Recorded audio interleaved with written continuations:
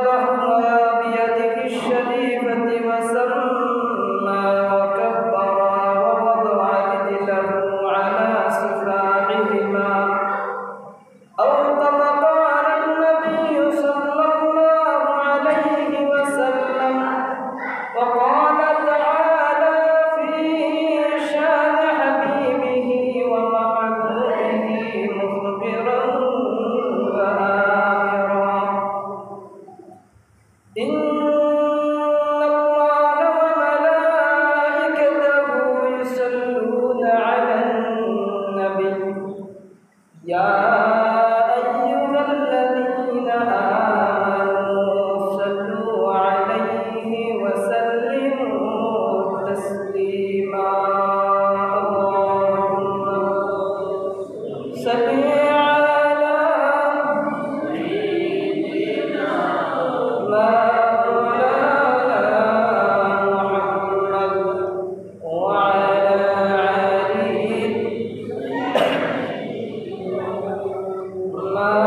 مولانا محمد رحمت عالم جہاں کا سب جالا کر دیا. رحمت رحمان کا مرکز مدینہ بن گیا.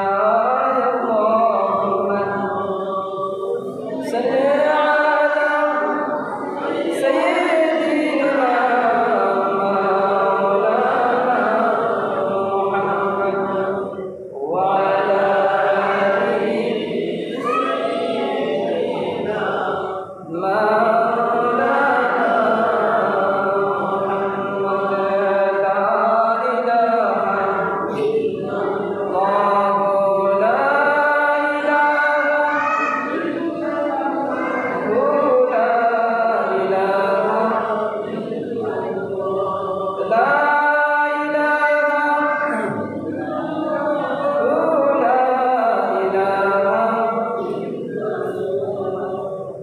لا إله إلا الله لا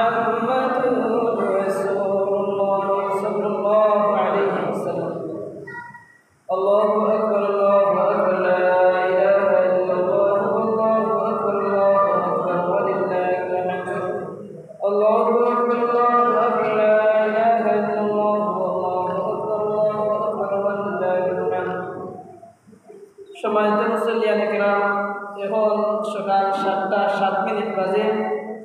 আজকে পবিত্র ঈদুল আজহার নামাজের জামাত 7:30 সময়, আর মাত্র 23 মিনিট সময় বাকি আছে।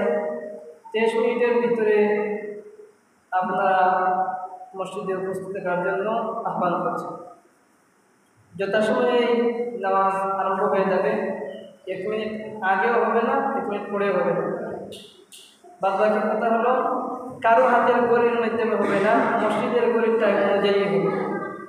কারোটা সময় হয়ে গেলেও চলবে না যদি মসজিদের সময় না হয়, অথবা কারোটা বাকি থাকলেও যদি দেখা যায় মসজিদের টাইম সময় হয়ে গেছে, ঠিক মসজিদের ঘড়ির টাইমেই হবে। তাই বলছি, যত মুসল্লিয়ানে কেরাম ঈদুল আজহার নামাজের জামাত করে ইচ্ছা, আপনার 7:30 ভিতরে আপনারা মসজিদে উপস্থিত থাকুন। এখন 7:08 বাজে, আর মাত্র 5 মিনিট সময় বাকি আছে। দেখ আল্লাহ তাবারক ওয়া তাআলার দরবারে কোটি শুকরিয়া যে আল্লাহ তাবারক ওয়া তাআলা মুবারক দিনে আমরা সবাইকে তার পবিত্র মসজিদে হাজির করে তার প্রিয় হাবিব সরদার দু আলম জনাবে মুহাম্মদ রাসূলুল্লাহ সাল্লাল্লাহু আলাইহি ওয়াসাল্লামের উপর দরুদ পাঠ করার তৌফিক দান করেছেন। ইনশাআল্লাহ তাবারক ওয়া তাআলা কৃতজ্ঞতা স্বীকার করে সবাই আলহামদুলিল্লাহ। সবার আওয়াজে বোঝা গেল আমরা খুশি নাই।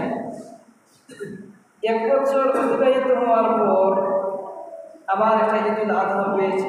হায়াতে এইরকম দিন আর পাবো কিনা সন্দেহ আছে। দেখেন তো, হিসাব মিলিয়ে গত ঈদুল আজহার নামাজে যতজন উপস্থিত ছিলেন তার মধ্যে থেকে 2 জন কম আসেন না, দেখা যাবে 2 জন কম আছে। তো আগামী ঈদুল আজহা যে আমি পাবো এটা তো কোনো নিশ্চিত গ্যারান্টি নেই।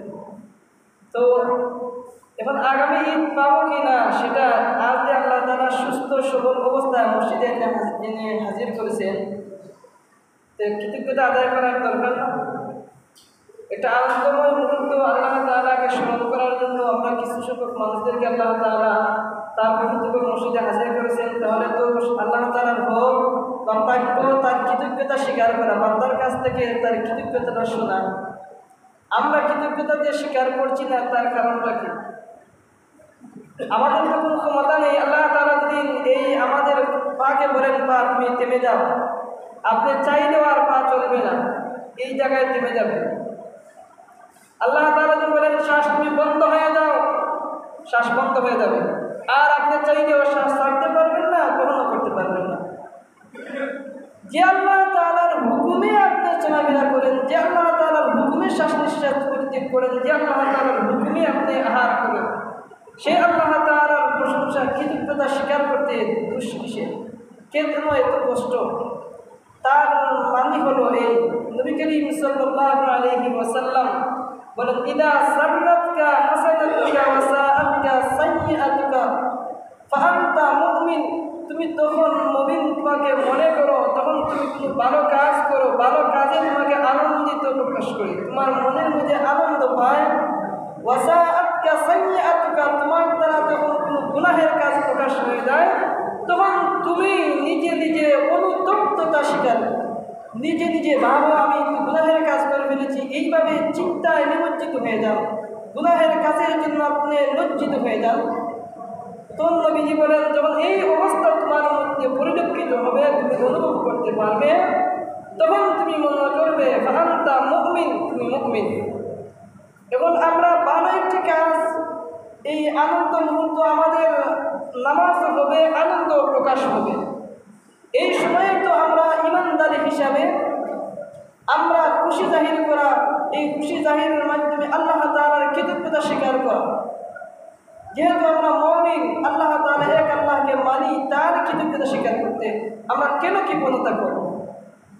তাই আবারও আমি বলছি, যে আল্লাহ তাবারকা তাআলা সুস্থ সবল রেখে প্রায় 1 বছর অতিবাহিত করে আবারও ঈদুল আজহার নামাজের জন্য তার পবিত্র মসজিদে হাজির করেছেন, সে আল্লাহ তাবারকা তাআলার কৃতজ্ঞতা স্বীকার করে সবাই বলুন আলহামদুলিল্লাহ।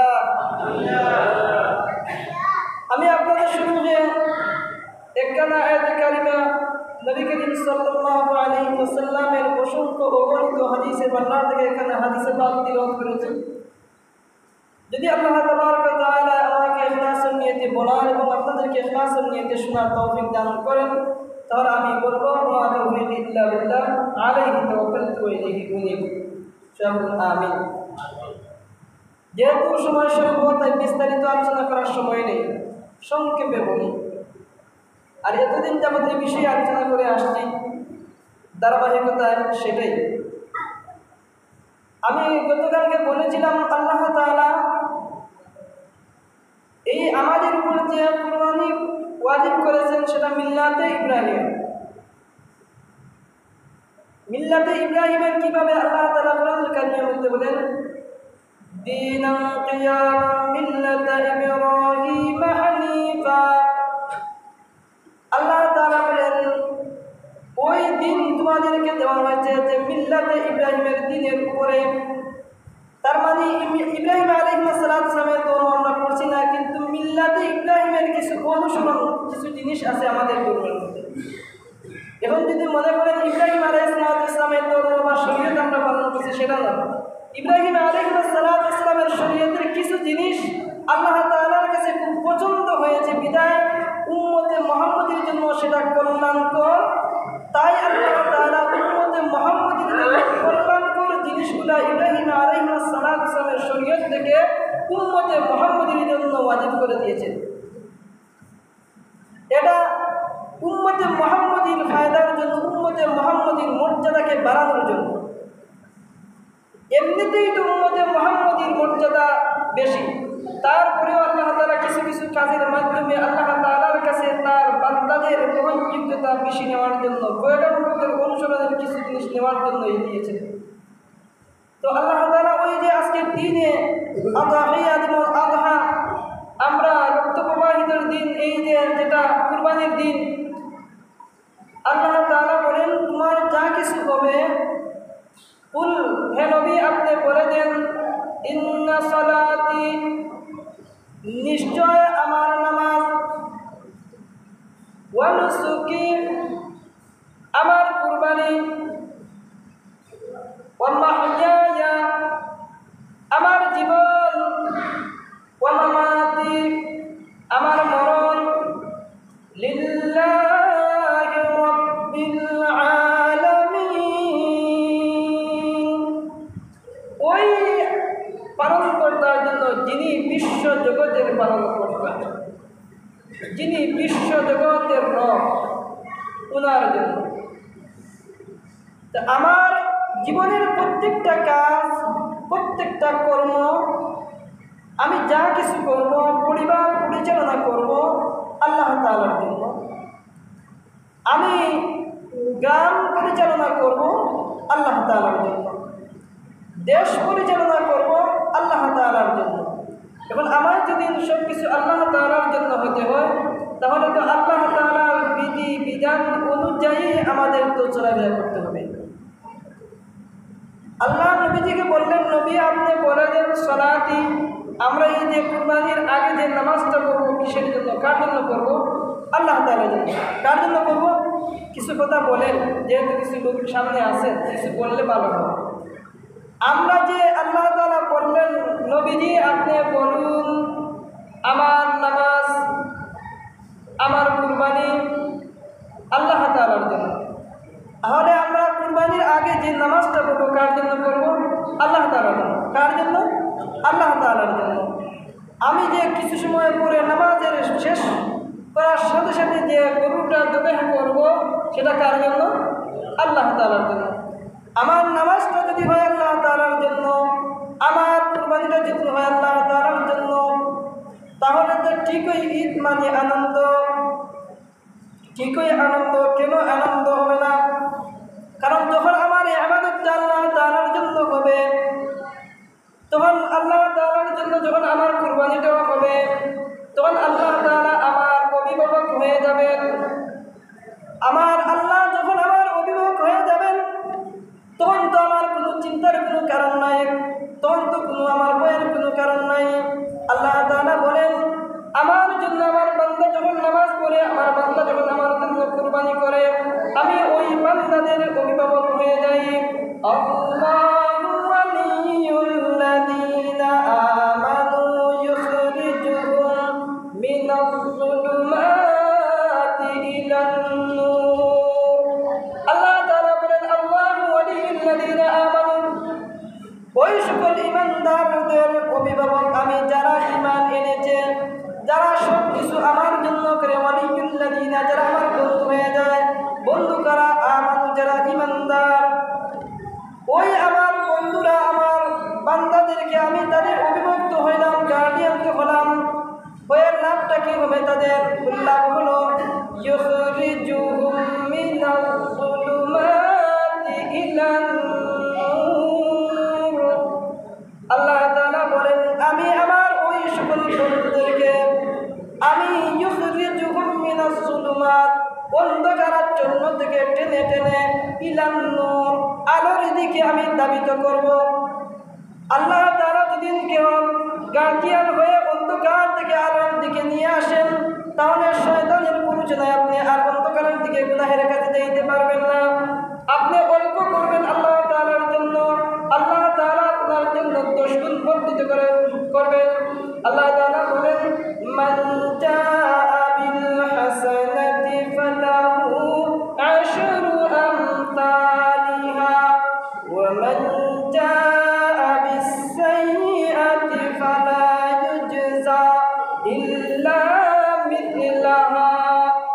আল্লাহ তাআলা বলেন আমার বান্দা যখন একটা নেকের কাজ করে, আমার ওই সকল বান্দা যারা আমার জন্য সব কিছু করে, ওই সকল বান্দা যখন একটা নেকের কাজ করে, তখন আমি আল্লাহ তাআলা তার একটা নেকের কাজের বিনিময়ে 10টা নেকের প্রতিদান দিয়ে থাকি। বলেন সুবহানাল্লাহ।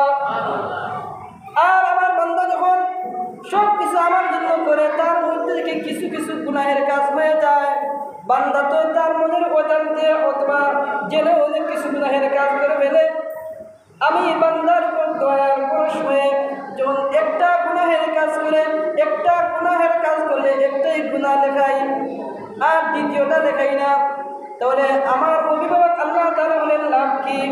আল্লাহ তাআলা থেকে আমি একবার শুনতে আল্লাহ তাআলা আমি নামাজ পড়লাম আপনার জন্য, এই কথা আমি একবার বলেছি, আল্লাহ তাআলা বলেন ফাযকুরুনি আযকুরুকুম ওয়াশকুরুনি ওয়ালা তাকফুরুন। আল্লাহ তাআলা বলেন আমার বান্দা আমাকে একবার স্মরণ করবে, আমি আমার বান্দাকে 10 বার স্মরণ করব। আমার বান্দা আমার দিকে 1 হাত আগাবে, আমি বান্দার দিকে 10 হাত আগাবো। আমার বান্দা পায়ে হেঁটে আগাবে, আমি দৌড়িয়ে আগাবো। আল্লাহ তাআলা তো দৌড় দিতে হয় না, আল্লাহ তাআলা তো আপনার এমনি ওয়ানাহনু আকরাবু ইলাইহি মিন হাবলিল ওয়ারিদ।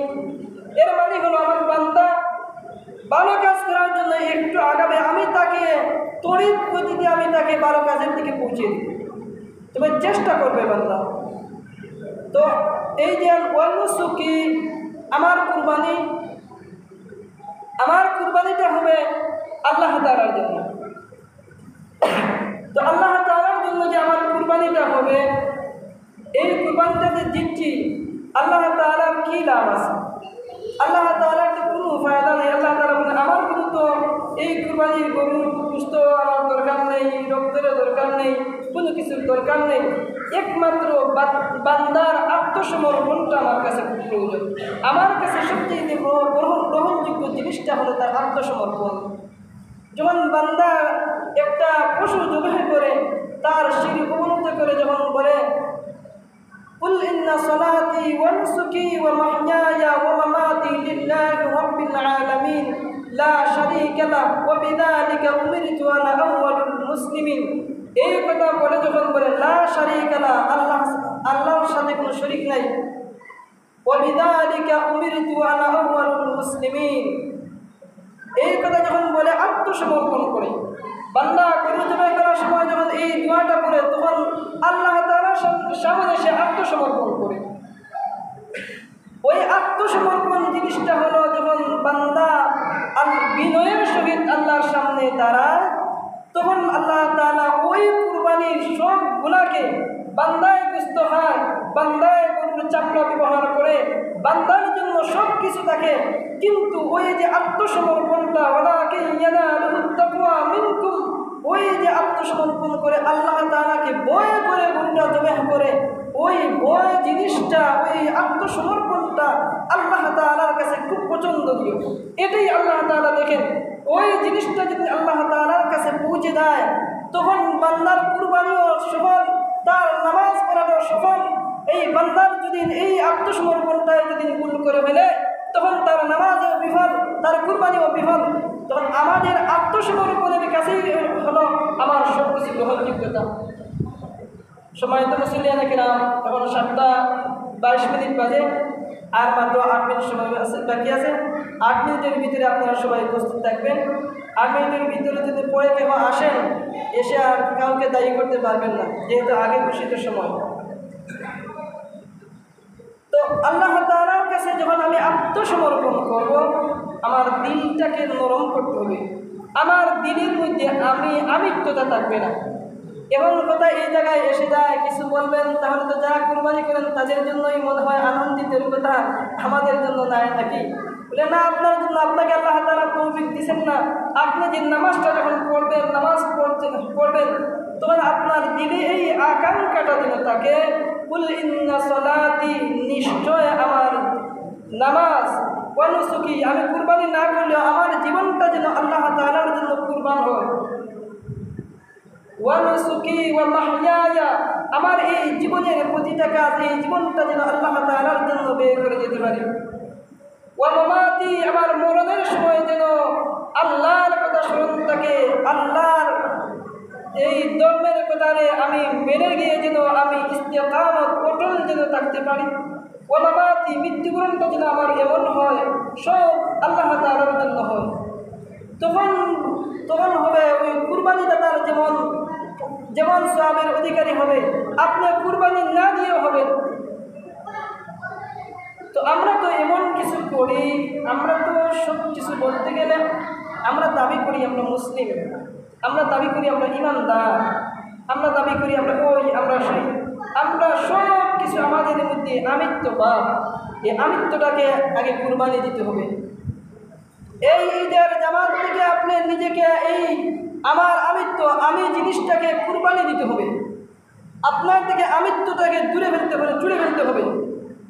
আমি অমুক, আমার এই ক্ষমতা, আমি তমুক, আমার সেই ক্ষমতা, এই জিনিসটা আমার দিলের মধ্যে যেটা, এটাকে কুরবানি দিয়ে যখন আপনি আল্লাহর সামনে হাজির হবেন, আল্লাহর সামনে যখন মাথা নত করবেন, শির অবনত করবেন, তখন আপনার জীবনের সব না সফলতা আল্লাহ তাআলা বলেন ওই সকল মুমিন সফল, যে সকল মুমিন ঈমান আনার পরে নেক আমল করে এবং তার জীবনটাকে আল্লাহর রাহে বিলীন করে দেয়, আল্লাহর জন্য সর্বক্ষণ সে প্রস্তুত রাখে, ওই সকল কাদ আফলাহাল মুমিনুন, তারাই সফল কাম।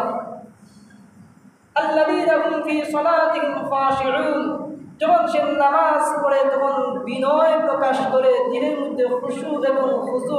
খুশু কি বয় জিনিস, খুশু কি বিনম্র জিনিস। এই নম্রতা এবং ভয় ভীতিটা যদি তার দিনের মধ্যে স্থান দিতে পারে, ওই মুমিন সফল কাম হতে পারে। যখন ওই আল্লাহ তাআলার কাছে তার এই খুশু এবং খুশুর বিনম্রের সহিত নামাজ থাকবে না, এই নামাজ আল্লাহ তাআলার কাছে তাকে সফলকামী বানাতে পারবে না। সফলকামী বানাতে হলে একমাত্র তার দিলের মধ্যে আল্লাহ তাআলাকে সর্বক্ষণ জাগ্রত করতে হবে। জীবনে তো যা কিছু করেছি, কেউ দেখা যাবে অনেকে 18-19 বছর বয়স, কারো 60 বছর, 65 বছর, 100 বছরের উপরে, জীবনে তো অনেক দিন চলে গেল। আমি যদি আল্লাহ তাআলাকে এই মুহূর্ত সময় এখন থেকে যদি আমি আত্মসমর্পণ করি, আমি যা করেছি আল্লাহ তাআলা সেই দিনের হিসাব নিয়ে তো আমি আটকা পড়ে যাব। এই পরিস্থিতিতে যদি আপনার দিনের মধ্যে ভয়টা তৈরি করে আজ থেকেই যদি আপনি তওবা ইস্তেগফার করে সব ধরনের গুনাহের কাজ ছেড়ে দিয়ে এই আল্লাহর নেকের কাজের প্রতি আপনি প্রবেশ করেন, তাহলে আপনি সফল কাম এখনো হতে পারবেন, এখনো বিপদে যেতে যাবেন। সময়টাকে কাজে লাগাতে হবে। আর মাত্র 3 মিনিট সময় বাকি আছে। 3 মিনিটের ভিতরে আপনারা সবাই যারা রাস্তাঘাটে আছেন মসজিদে চলে আসেন। 3 মিনিটের ভিতরে জামাত আরম্ভ হয়ে যাবে। তো সব কথা শেষ কথা হলো, আমরা আজ যারা ঈদের নামাজে এসেছি, দিনের মধ্যে এই জিনিসটা সর্বক্ষণ যেন আমরা জাগ্রত করি যে আল্লাহ আজ তো আমি আসলাম, ঈদের নামাজ আমার দ্বারা পড়াবেন, যদি হায়াতে এই সময়টুকু পাই তাহলে তো পড়বো। তবে আজ থেকে আমি ইরাদা করলাম যে আর কোনো দিন আমি কোনো খারাপ কাজে দাবিত হব না, কোনো দিন আমি আমার দ্বারা কোনো মানুষকে আমার হাত দ্বারা কোনো কষ্ট দেব না, আমার জবান দ্বারা কাউকে কষ্ট দেব না, আমার পা দ্বারা কাউকে যেন কোনো ক্ষতি না হয়। এই দিন এইগুলাকে আল্লাহ তাআলার কাছে চান যদি, আর এই চাওয়ার মাধ্যমে যদি সফল হওয়ার চেষ্টা করেন, আল্লাহ তাআলা হয়তো আপনাকে কবুল করে নেবেন। আপনি আমি তো কিছুদিনের দুনিয়া, এই দুনিয়া তো স্বল্প সময়ের দুনিয়া, এই দুনিয়া চিরস্থায়ী নয়, এই দুনিয়া ক্ষণস্থায়ী। আপনাকে আমাকে যেতেই হবে, আর যেদিন যাব সেদিন তো ওই স্বল্প সময়ের, যেমন ওই যে আমরা জন্মের সময় যে আযানটা দেওয়া হয়, এই আযানটা দেওয়া মানে আপনাকে জাগ্রত করা হলো, এটা জানিয়ে দেওয়া হলো যে তোমার আর বেশি সময়, তোমার নামাজের বেশি সময় নাই।